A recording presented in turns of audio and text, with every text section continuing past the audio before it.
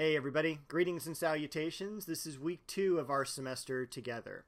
So I want to go over first about what you should have done last week to keep you up to date, because right now it's Sunday, January 14th. We're just ending week 1. The two main things you should have done: number 1, gone through the syllabus folder and make sure you've read all the supporting material for this course. The syllabus, the lecture schedule, as well as the late policy and such. Just to give you an idea of what we're going to be tackling over this semester. And remember, the semester's pretty long. It's like 18 or 19 weeks. So I try to divvy out the work so it's pretty balanced every single week that we're together, instead of like one week being super heavy. I think I've ironed out a lot of those lumps in the development of art history. So the second thing you should have done is updated your Moodle site, which means adding a picture and a couple paragraphs about you. That's due on the 15th, tomorrow.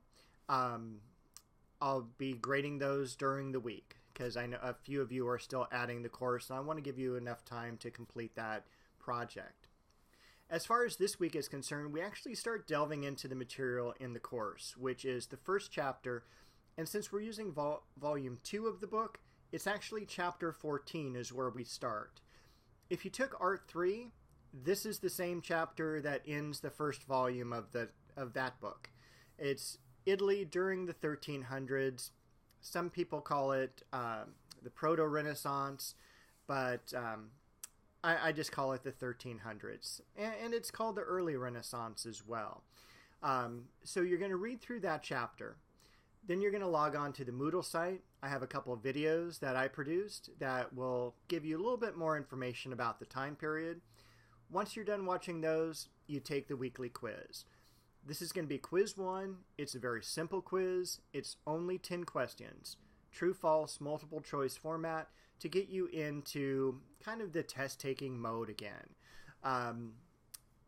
As far as the quizzes go, if you haven't taken one of them from me, the main key is you can only enter the quiz link once. After that, it will shut you out. So it's really important to be ready to take the quiz when you enter. The main thing also, there's no time limit. So if you need to spend half an hour on the quiz, that's fine. It's not going to take you more than probably 15 minutes at the most if you've covered the material. But you can spend an hour or 2 hours logged on. But remember, when you're in the quiz and you exit it. That's the final score that you're going to receive. I do have some supporting material of a study guide. I do the study guide every single chapter, and this covers the terms that you should walk away with knowing, as well as a handful of images, usually about anywhere from 6 to 9, depending on the amount of material that is in the book. When we get to some of the smaller chapters, there may be 3 to 6.